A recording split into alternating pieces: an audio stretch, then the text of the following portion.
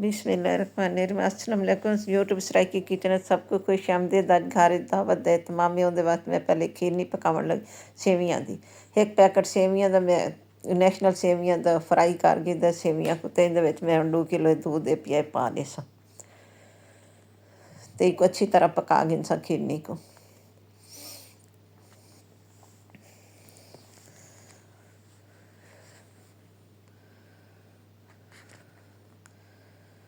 खीरनी ने पकदी पई है 15-20 मिनट लग वैसे नहीं को पकण ते जब तक सेवियां नहीं गलदियां उतने तक के पकसी।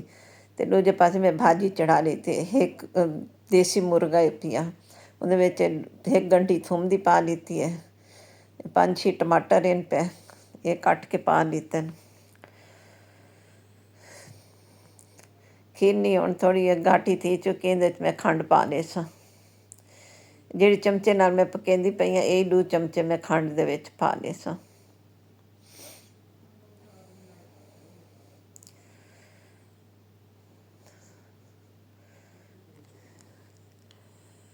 ये अच्छी तरह खंड पा के 2-4 उबाले ले गिनसा अच्छी तरह भी पक वञे खंड विच। ते इन में भाजी विच हुण भई सुके मिसाले कुटियां होइयां लाल मर्चां,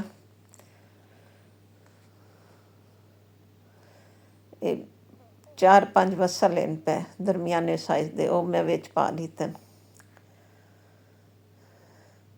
पानी पा लीता।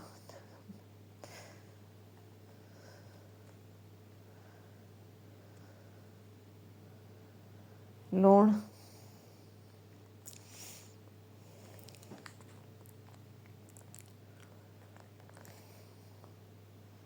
हल्दी। ये देसी असील मुर्गा भी मंगवाई आई बस्ती दे विचों वो पकावन लगी हाँ। पीसियां होइयां धनिया, आयल। ये मुर्गा थोड़ा एक गलदा तो देर नाल ही है पर गल वैसी सही।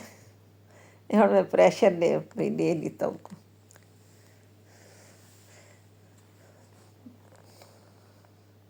इनू खीरनी पक ते तैयार थी चुकी है।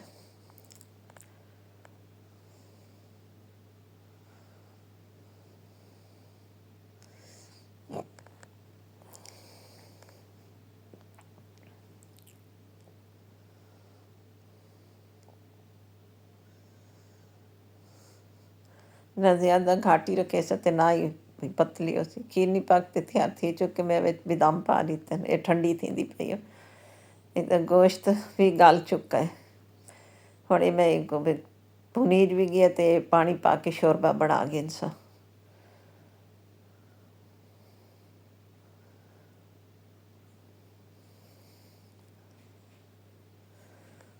हुण मैं चावल पुलाव बनावन भई बनांदी पई हाँ उहदे वास्ते आयल,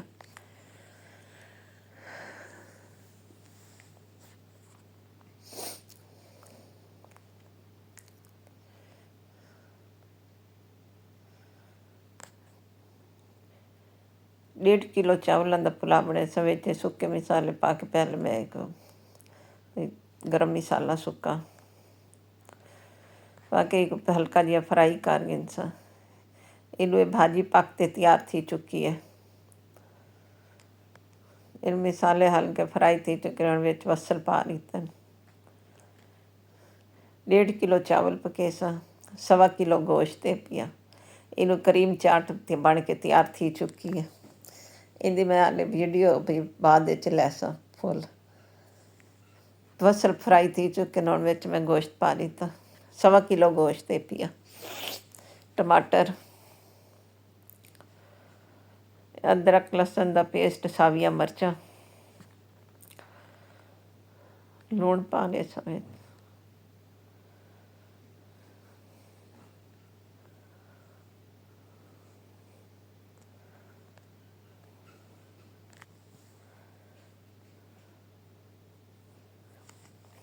एक गोश्त को मैं अच्छी तरह फ्राई कर गिनसा।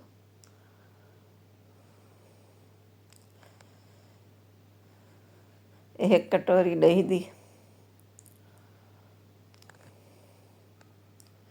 भाॼीअ च ਹੁਣ पक ते तयारु थी चुके आहिनि हिन में धाणिया मिर्च पा ॾिठी आहिनि साविया मिर्च ते साविया धाणिया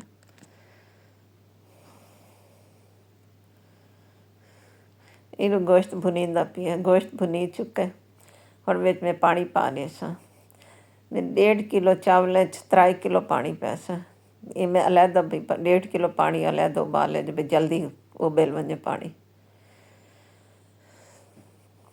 ਚਾਵਲ ਵੀ 10-15 ਮਿੰਟ ਪਹਿਲੇ ਪੁਸਾ ਕੇ ਰੱਖੇ ਕੱਚੀ ਬਾਸਪਤੀ ਹੈ ਹੁਣ ਚਾਵਲ ਦਮ 'ਤੇ ਆਏ ਖੜੇ ਮੈਂ ਦਮ ਦੇ ਲਏ ਸਾਂ 15-20 ਮਿੰਟ ਦਾ ਦਮ ਹੈ ਪਿਆ ਇਹ ਮੱਛੀ ਹੈ ਪਈ ਇੱਕ ਮਸਾਲਾ ਲਾ ਕੇ ਰੱਖੋ ਹੁਣ ਇੱਕ ਫਰਾਈ ਕਰ ਗਏ ਸਾਂ